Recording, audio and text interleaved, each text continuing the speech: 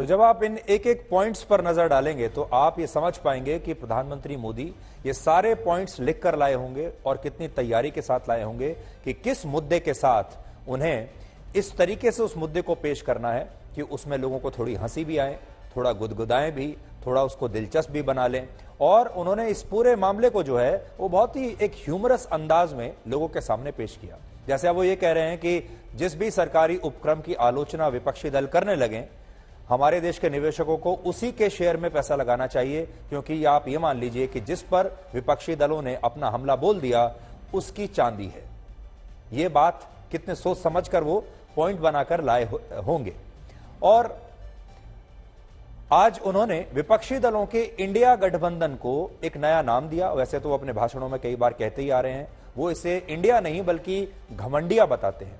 और उन्होंने कहा कि वो यूपीए के अंतिम संस्कार पर अपनी संवेदनाएं व्यक्त करना चाहते हैं। यहां पर भी वो एक बहुत दिलचस्प तरीके से अपनी स्क्रिप्ट लिखकर लाए और उन्होंने कहा कि बेंगलुरु में जो बैठक हुई थी जिसमें इंडिया गठबंधन के सारे नेता शामिल हुए थे, असल में वहां यूपीए का अंतिम संस्कार किया गया था।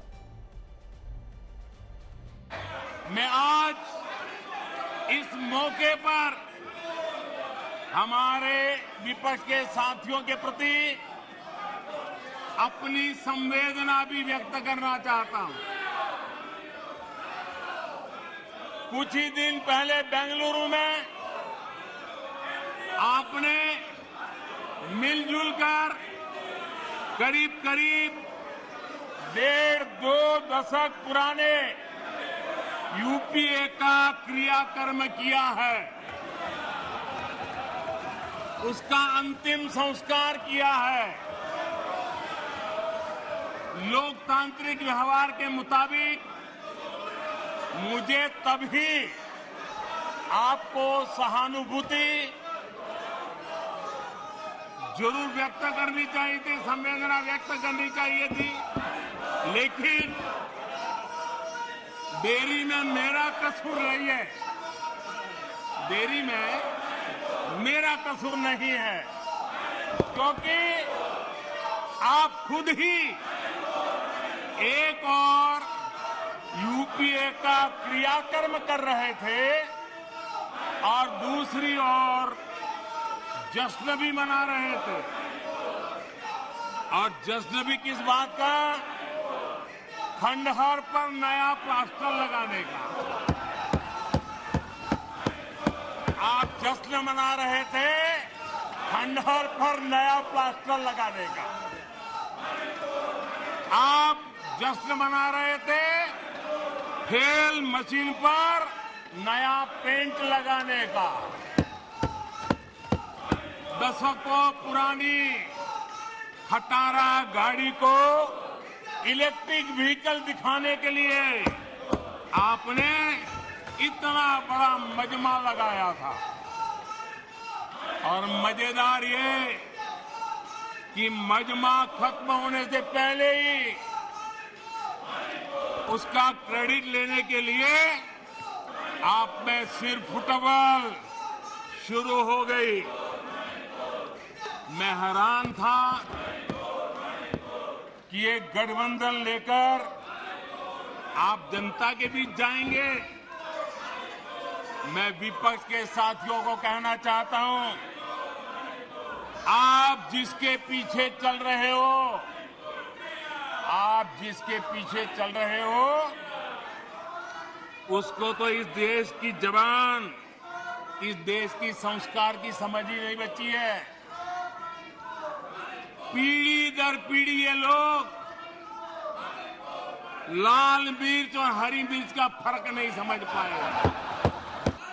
वेश बदलकर धोखा देने की कोशिश करने वालों की हकीकत सामने आ ही जाती है। जिन्हें सिर्फ नाम का सहारा है, जिन्हें सिर्फ नाम का सहारा है, उन्हीं के लिए कहा गया है, दूर युद्ध से भागते, दूर युद्ध से भागते, नाम रखा रणधीर। युद्ध से भागते नाम रखा रणधीर। भाग्य चंद की आज तक सोई है तकदीर। तो आज का जो पूरा भाषण था प्रधानमंत्री मोदी का, उसमें राजनीति के गंभीर मुद्दे और व्यंग दोनों को मिलाकर वो अपना भाषण लेकर आए थे। दोनों को मिलाकर उन्होंने अपनी बात आज कही है। और जब वो अपनी बातें कर रहे थे तो मैं देख रहा था बहुत बार विपक्ष के जो नेता थे वो भी उनकी बातों पर मुस्कुरा रहे थे, क्योंकि जिस तरीके से उन्होंने व्यंग का आज प्रयोग किया है अपने इस भाषण में, चाहे आप नरेंद्र मोदी के इस भाषण से सहमत हो या ना हो, जो वो कह रहे हैं उससे आप सहमत हो या ना हो, लेकिन आप एक बार उनका ये भाषण सुन के मुस्कुराएंगे जरूर, आपको उनके व्यंग पर हंसी जरूर आएगी। अब देखिए 2-3 उदाहरण देखिए जो अभी उन्होंने बोले। उन्होंने कहा ये वो लोग हैं जिन्हें लाल मिर्च और हरी मिर्च का फर्क पता नहीं है। एक बार फिर से उन्होंने ऐसा तर्क दिया जो आम आदमी से जुड़ता है।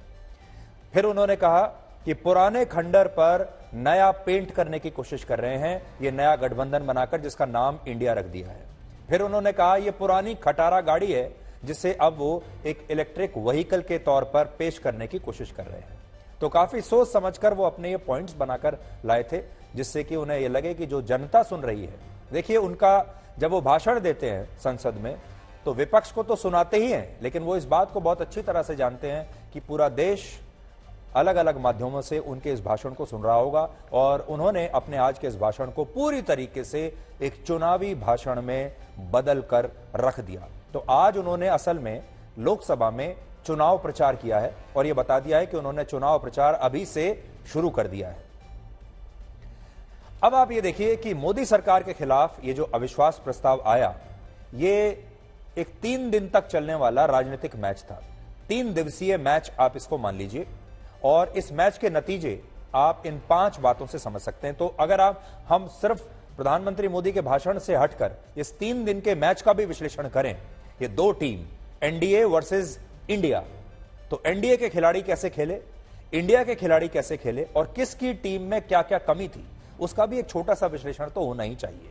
तो पहली बात तो ये कि जो मैच था ये एक तरफा रहा, जिसमें विपक्ष कहीं भी टिक नहीं पाया। तो विपक्ष की जो टीम थी, असल में कोई भी मैच दिलचस्प तब बनता है जब कांटे का मुकाबला हो।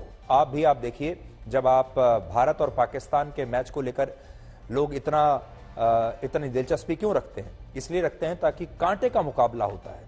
और ये जो मैच हो रहा था एनडीए वर्सेस इंडिया का, ये भी एक कांटे के मुकाबले की लोग उम्मीद करते हैं कि कम से कम लोकसभा में जब भाषणबाजी होगी तो कांटे का मुकाबला होना चाहिए, दिलचस्प मुकाबला होना चाहिए। लेकिन ये मुकाबला ऐसा हुआ नहीं। और जो इंडिया की जो टीम है, विपक्ष की जो टीम है, वो ऐसे खेली जैसे कई बार हम सोचते हैं कि भारत के खिलाफ अफगानिस्तान या बांग्लादेश की टीम खेलती है, जो थोड़ी कमजोर टीमें खेलती हैं, आयरलैंड की टीम खेलती है। ये टीमें कभी कभी तो बहुत अच्छा खेलती हैं, लेकिन आमतौर पर आपको बहुत ज्यादा दिलचस्पी नहीं होती जब आपको इस तरह के मैच देखने को मिलते हैं। तो वैसा ही ये मैच रहा। दूसरी बात, विपक्ष जो है वो नेतृत्व विहीन दिखाई दे रहा था और लोकसभा में विपक्ष की टीम का कोई कप्तान था ही नहीं। इसे आप ऐसे समझिए कि विपक्ष ने मोदी सरकार को आउट करने के लिए अपील तो बहुत की। विपक्ष जो है वो एक ऐसे बॉलर की तरह था जो बात बात पर अपील कर रहा है, लेकिन उसे विकेट नहीं मिल रहे। तो विपक्ष ने अपील तो बहुत की, शोर बहुत मचाया, लेकिन उन्हें विकेट नहीं मिल पाए। तीसरी बात यह है कि इंडिया गठबंधन के बड़े बड़े खिलाड़ी जैसे नीतीश कुमार, ममता बनर्जी, अरविंद केजरीवाल, ये तो लोकसभा के सदस्य हैं ही नहीं, जिसकी वजह से लोकसभा में इंडिया की जो टीम थी बहुत कमजोर दिख रही थी, क्योंकि उनके बड़े बड़े खिलाड़ी बाहर बैठे हैं, वो लोकसभा के सदस्य नहीं। अगर वो होते तो ये लाइनअप और थोड़ा मजबूत नजर आता। चौथी बात, इस मैच में इंडिया की टीम के यानी इंडिया गठबंधन की टीम के जो सबसे बड़े खिलाड़ी हैं वो है राहुल गांधी। राहुल गांधी को लीड करना चाहिए था, कप्तान की भूमिका में आना चाहिए था, लेकिन राहुल गांधी की भूमिका किसी गेस्ट अपीयरेंस के जैसी थी। आप देखते हैं ना फिल्मों में, आप किसी एक बहुत बड़े कलाकार को ले लेते हैं और उसकी एक गेस्ट अपीयरेंस कर देते हैं। वो आता है, एक गाना गाता है या कुछ सीन शूट करके चला जाता है। राहुल गांधी ने बिल्कुल वैसे ही किया। उन्होंने सिर्फ एक गेस्ट अपीयरेंस दिखाई जिसमें वो कुछ देर के लिए आए और उन्होंने अपना भाषण दिया और फिर भाषण देते ही उसके बाद वो लोकसभा से चले गए। तो मैं उस दिन भी ये कहा था कि वो इस तरह से आए जैसे वो एक टीवी स्टूडियो में आए हैं, उन्होंने अपना शो किया, 36 मिनट का शो किया, शो खत्म करने के बाद स्टूडियो से बाहर चले गए, जबकि उन्हें एक कप्तान के तौर पर तीनों दिन वहां रहना चाहिए था और इंडिया गठबंधन की टीम को लीड करना चाहिए था, जिसे अंग्रेजी में कहते हैं to lead from the front. वो करना चाहिए था राहुल गांधी को। पांचवा, जैसा कि हम आपको बता रहे हैं और ये प्रधानमंत्री मोदी ने भी यह बात कही कि विपक्ष की जो टीम है उसका कोई कप्तान नजर नहीं आ रहा था। उन्होंने शरद पवार का नाम लिया अपने भाषण में, कहा कि जब एक बार नो कॉन्फिडेंस मोशन आया तो उसे शरद पवार लीड कर रहे थे। हर बार कोई ना कोई जो बड़ा नेता है उसे लीड करता है, लेकिन इस बार का जो नो कॉन्फिडेंस मोशन था इसे कोई लीड नहीं कर रहा था, इसका कोई कप्तान नहीं था। अब विपक्ष से क्या चूक हुई? यह बात सही है कि उनके पास ज्यादा बड़े बड़े खिलाड़ी हैं ही नहीं, उनके जो स्टार प्लेयर हैं उनके पास नहीं है, एनडीए के पास हैं। लेकिन एक जो बड़ी चूक हुई है विपक्ष से वो ये कि विपक्ष की टीम ने सोनिया गांधी का उपयोग नहीं किया। विपक्ष के पास सोनिया गांधी के रूप में एक बहुत बड़ी खिलाड़ी सामने फ्रंट सीट पर बैठी हुई थी, जिनका उपयोग करके विपक्ष इस मैच को मोदी वर्सेस सोनिया गांधी बना सकता था। देखिए, प्रधानमंत्री मोदी और उनकी पूरी टीम क्या चाहेगी? वो ये चाहेगी कि यह मैच मोदी वर्सेस राहुल गांधी बने, लेकिन विपक्ष चाहता तो इस रणनीति को कमजोर कर सकता था एनडीए की। और अगर वो इस बार सोनिया गांधी को कहते कि वो लीड करें और सोनिया गांधी कम से कम एक बार उठकर जरूर भाषण दें, तो यकीन मानिए ये जो मैच है, जो आज हम कह रहे हैं कि एक तरफा दिखाई दे रहा है, इस मैच में जान आ जाती और ये मैच बहुत दिलचस्प होता और लोग इसे और भी ज्यादा ध्यान से सुनते अगर सोनिया गांधी ने अपना भाषण इस बार विपक्ष की तरफ से दिया होता। इसलिए विपक्ष की, मैं कहूंगा, इस पूरे 3 दिन में जो रणनीति बनाने वाला था, जो भी उनके रणनीतिकार थे, उनकी जो सबसे बड़ी गलती थी वो ये थी कि उन्होंने राहुल गांधी को तो बोलने दिया लेकिन सोनिया गांधी का कुछ उपयोग नहीं किया। और मैं देख रहा था सोनिया गांधी इस पूरे तीनों दिन भाषण सुनती रही, मुस्कुराती रही और वो इस तरह अपनी एक कागज से ऐसे हवा करती रही। लेकिन असल में अगर वो बोलती और वो एक भाषण देती तो उस भाषण का बहुत असर होता और ये भाषण जो है वो एनडीए की टीम को अंदर तक भेद सकता था।